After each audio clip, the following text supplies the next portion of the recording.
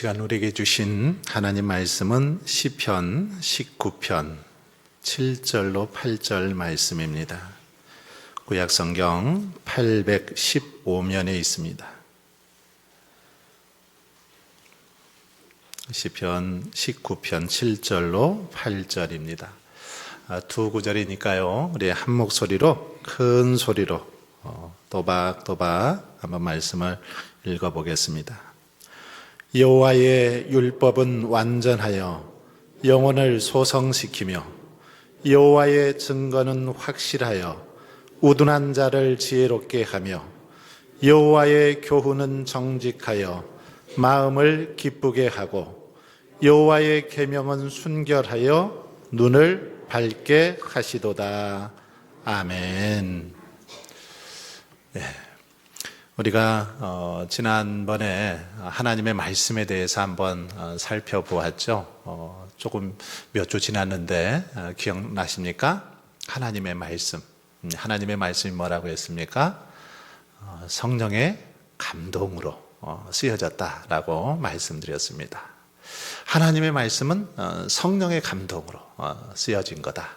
그리고 이 말씀의 특징이 있는데 이 말씀은 영원하다라는 거죠. 천지는 없어질지언정 하나님의 말씀은 패하지 아니하고 영원하다. 그리고 또 하나의 특징은 하나님의 말씀은 진리이다 라고 살펴보았습니다. 그래서 이 말씀을 우리는 얻어먹어야 된다. 정말 사모함으로 그 말씀을 받아야 된다라고 했고, 아브라함, 믿음의 조상 아브라함은 하나님의 이 말씀을 잘 따라 지켰다라는 사실을 살펴보았습니다. 그럴 때 정말 믿음의 조상이 될 수 있었고 하나님의 축복을 받을 수 있었다라는 사실 살펴보았는데, 오늘은 이어서 두 번째로 하나님의 이 말씀에 대해서 살펴보려고 합니다. 하나님의 말씀 한번 저기다가 써놨는데 같이 한번 읽어볼까요? 같이 한번 읽어보겠습니다. 시작. 하나님의 말씀은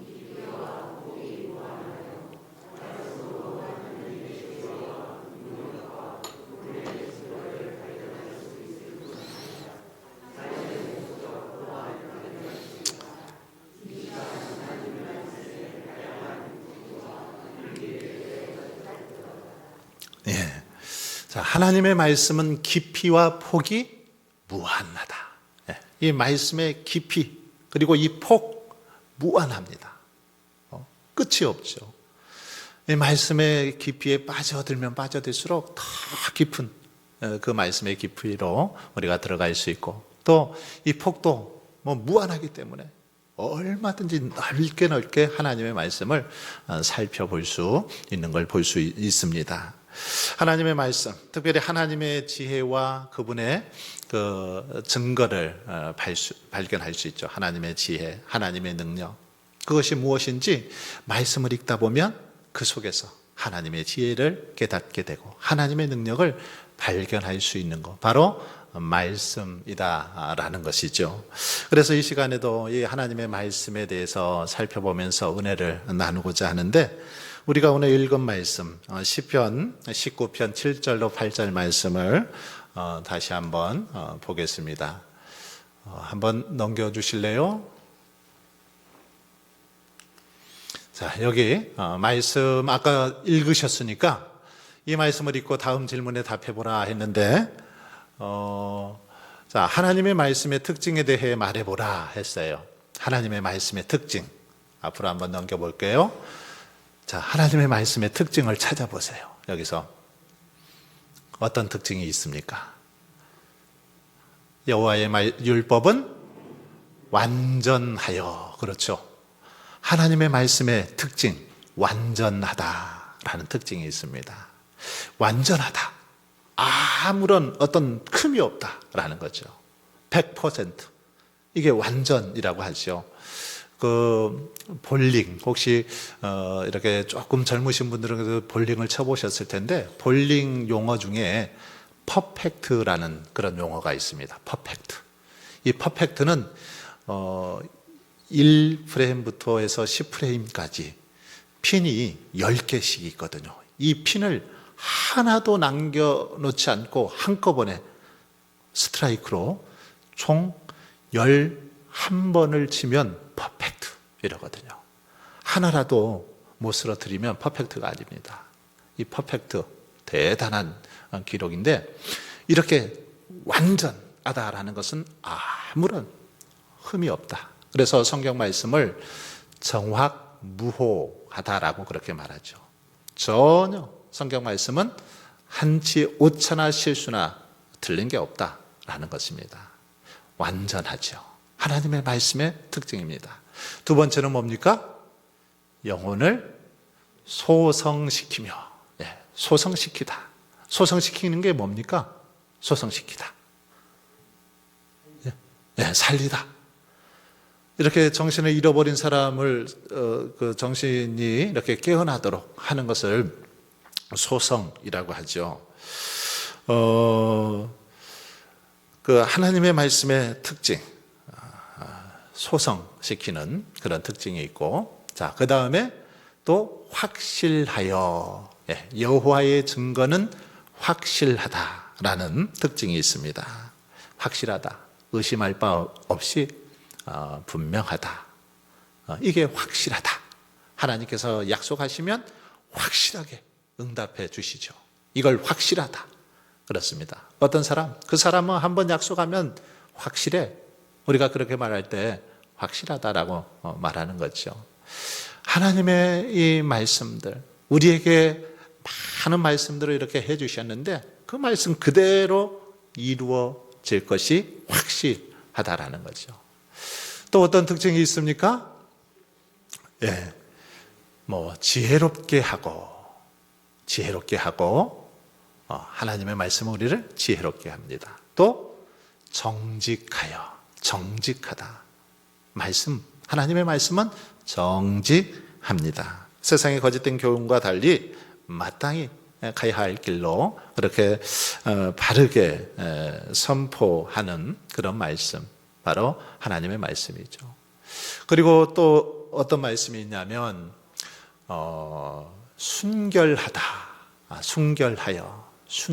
하나님의 말씀은 순결합니다. 말씀에 그릇된 거나 거짓된 것이 전혀 없다라는 그런 말이죠. 이 말씀의 특징인데요.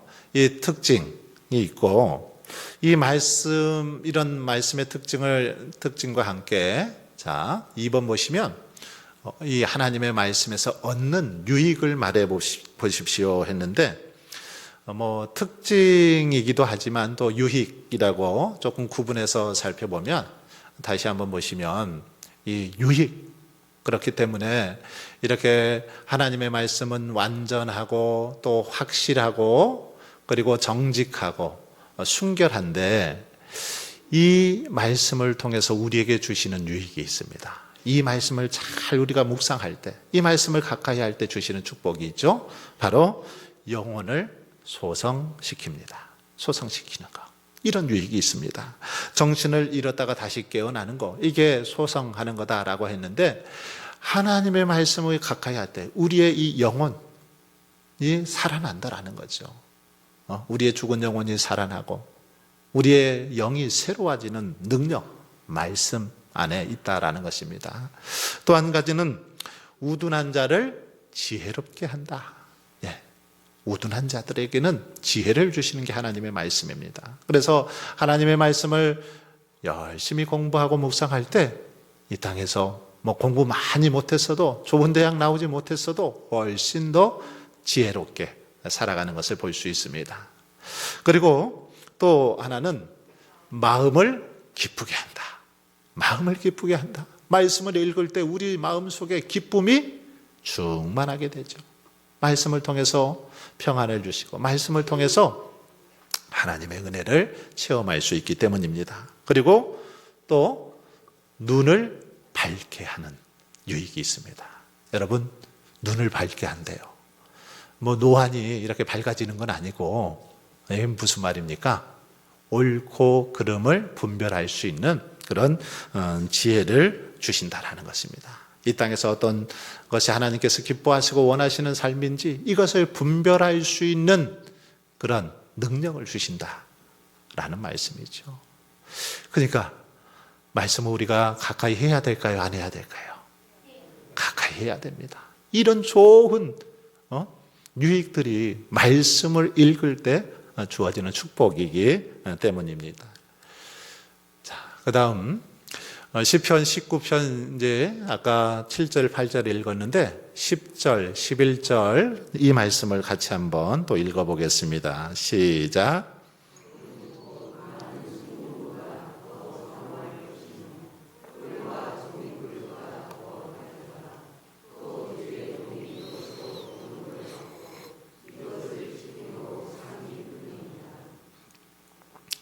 이 말씀 잘 보세요. 자, 문제 냅니다.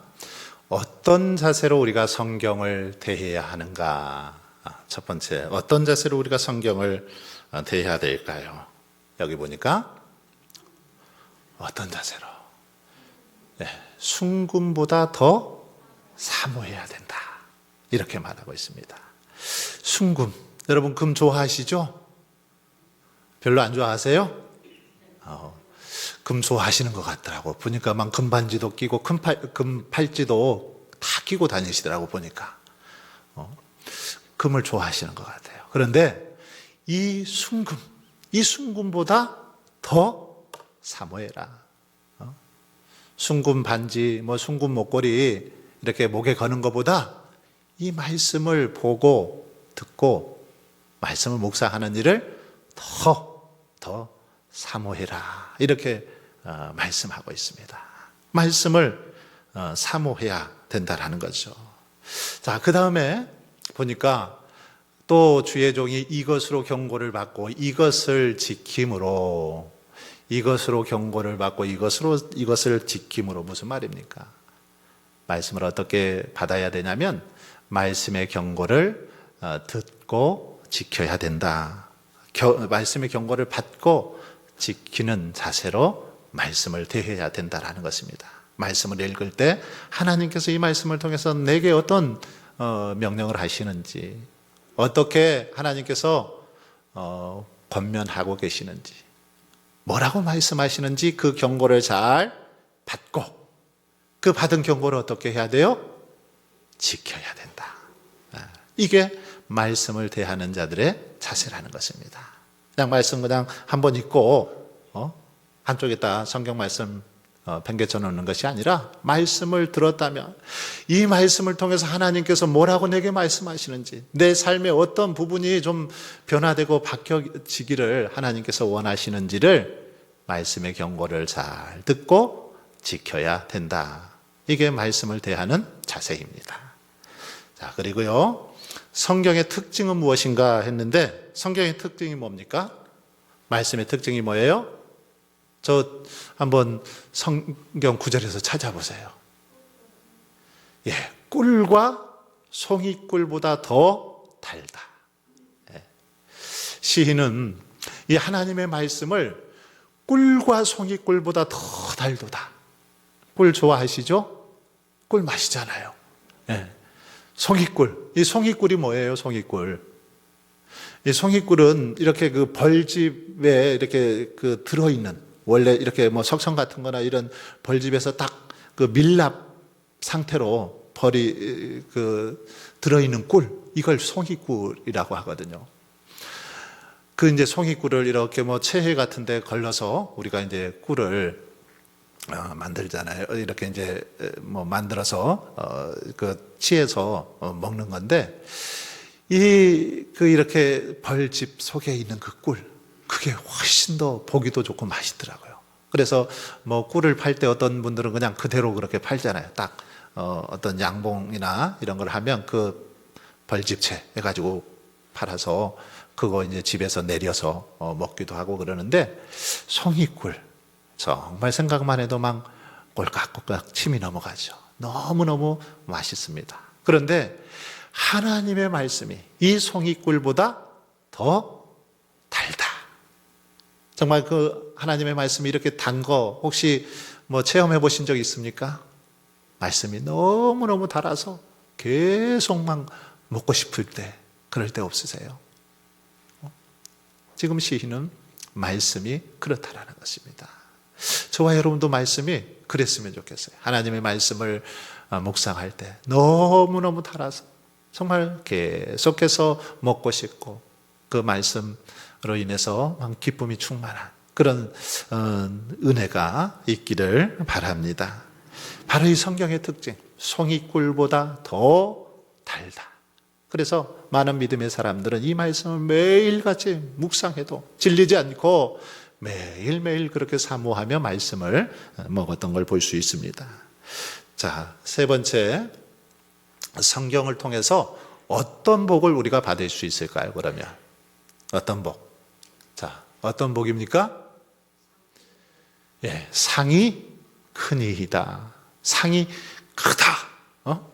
어떤 상이 이렇게 큽니까? 이 땅에 어떤 상과도 비교되지 않는 하나님의 그 상이죠. 하나님께서 베풀어 주시는 상이죠. 우리가 하나님의 말씀을 지킬 때에 구원받게 될 뿐만 아니라 하나님께서 약속하신 하늘의 신령한 복, 약속하신 생명의 면류관, 의의 면류관, 하나님께서 약속하신 모든 상, 모든 복을 누릴 수 있다는 것입니다. 특별히 이 말씀을 묵상할 때 구원에 이르게 되고 정말 하나님께서 약속하신 축복들을 다 누릴 수 있습니다.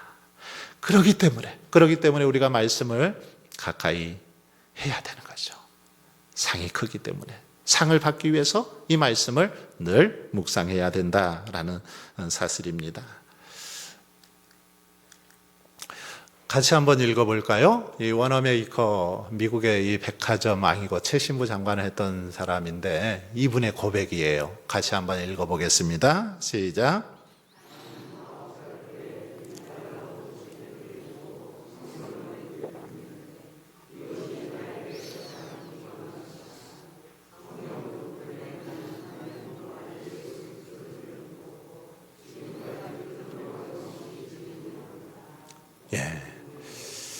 워너메이커라는 사람이죠. 많이 들어보셨을 것 같은데 미국의 백화점왕, 백화점, 수많은 백화점을 이렇게 만들기도 했고 최신부 장관도 했던 그런 분인데 9살 때 1달러 50센트를 주고 성경을 구입했는데 이것이 자신에게 있어서 가장 귀중한 거다라고 고백합니다. 왜냐하면 성경 덕분에 나는 하나님과 예수 그리스도를 믿었고 지금까지 큰 어려움 없이 복을 받았기 때문이다. 이런 고백을 하죠.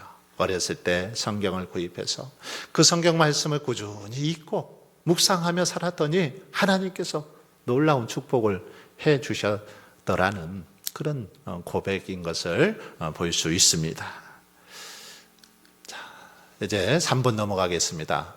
하나님의 말씀이 무엇에 비교되는지 다음 성경 구절을 보고 말해 보십시오 했는데 예레미야 23장 29절 말씀, 여러분의 그 주보 안쪽에도 성경 구절은 이렇게 기록이 되어 있습니다. 한번 같이 읽어보겠습니다.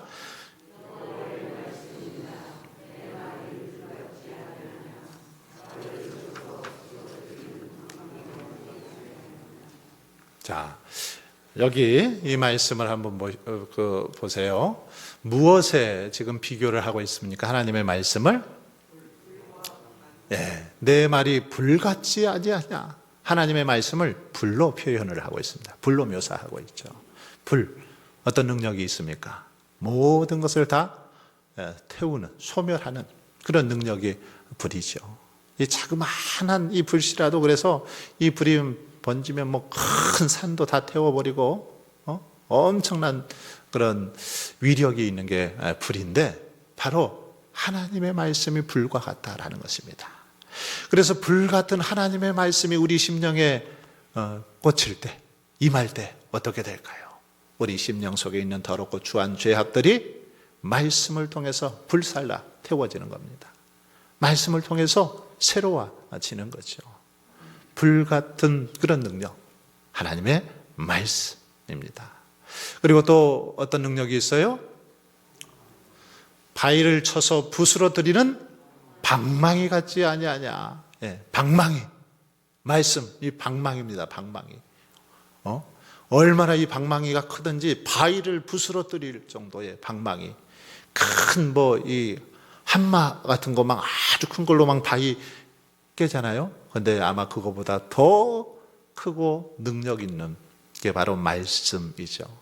그래서 말씀이 들어갈 때, 말씀이 우리 심령 속에 꽂힐 때 어떻게 해요? 심령 골수까지도 쪼개지고 변화되는, 정말 말씀 앞에서 꼬꾸라지는 그런 역사가 일어나는 것을 볼 수 있습니다. 우리가 하나님의 말씀을 묵상할 때 이런 역사들이 나타나더라는 거죠. 말씀에 한번 사로잡히면 말씀이 우리 심령 안에 더럽고 추한 것들 그냥 다 부스러뜨려 버리는 거죠. 가루가 되도록 그렇게 말씀이 잘게 우리를 부스러뜨리는 역사, 말씀의 능력이라는 것입니다. 그래서 예레미야 선지자는 말씀을 불로 또 방망이로 이렇게 표현하고 있는 것을 볼 수 있습니다. 그 다음 보겠습니다. 마태복음 4장 4절 말씀인데 같이 한번 읽겠습니다. 시작.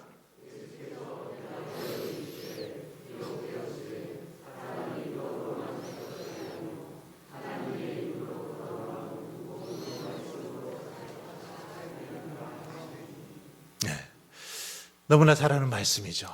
이 말씀 예수님께서 마귀에게 시험 받으실 때 하셨던 그런 말씀이죠. 40일 이렇게 금식을 하신 다음에, 광야에서 금식하신 다음에 시험 받으실 때 마귀를 물리칠 때 사용하셨던 말씀입니다.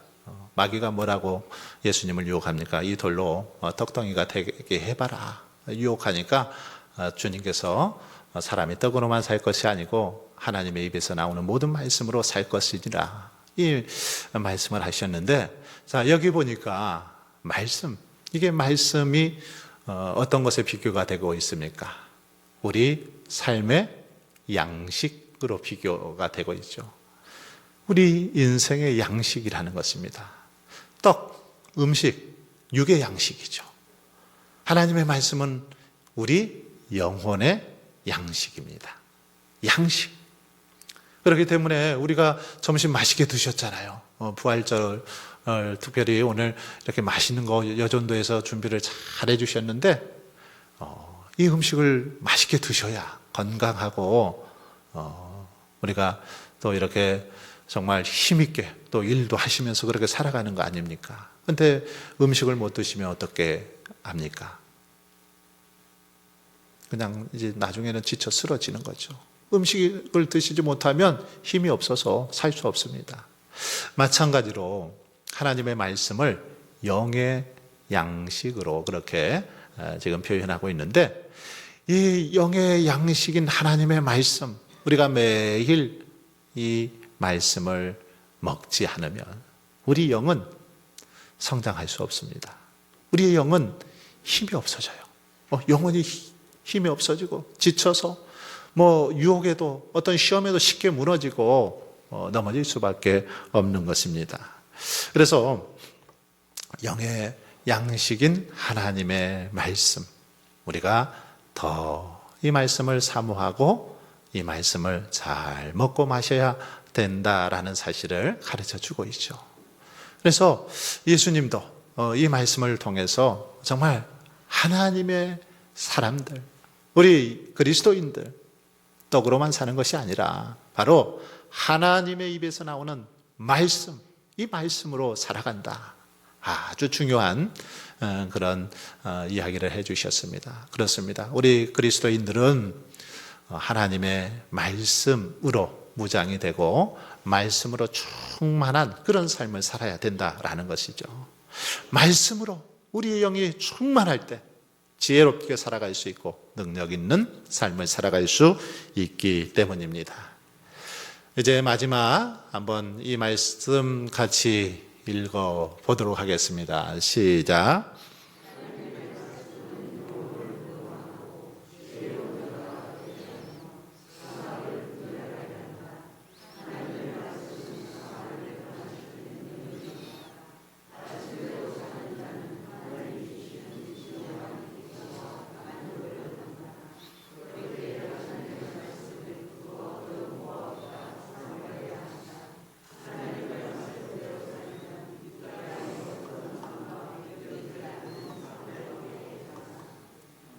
아멘. 정말 이 말씀 믿습니까? 정말 이 말씀처럼 하나님의 말씀 우리의 영혼을 구원하고 지혜로운 자가 되도록 해주죠. 이 땅에서 선악을 분별하며 살아갈 수 있도록 해주시고, 또 하나님의 말씀 우리 심령을 변화시키는 능력이 있습니다. 그래서 말씀으로 충만할 때 거룩하게 되고 이 땅에서 선한 그런 영향력을 끼치며 살아갈 수 있습니다. 말씀대로 살아가는 자들 진정한 기쁨을 누리게 되는 줄 믿습니다. 그렇기에 여러분 어떻게 해야 된다고요? 이 말씀을 어떤 보화보다도, 정말 송이꿀보다도, 어떤 순금보다도 더 사모하고 또 더 가까이 해야 될 것을 가르쳐주고 있습니다. 말씀대로 살아갈 때 세상의 어떤 상보다도 큰 상 베풀어 주시마, 그렇게 약속하고 있습니다. 저와 여러분이 다시 한번 하나님의 말씀의 소중함을 깨닫고 한 주간도 이 말씀을 더 깊이 묵상하고 더 가까이 하며 말씀 안에서 참된 자유와 기쁨을 누리며 살아갈 수 있기를 주님의 이름으로 축원합니다. 우리 다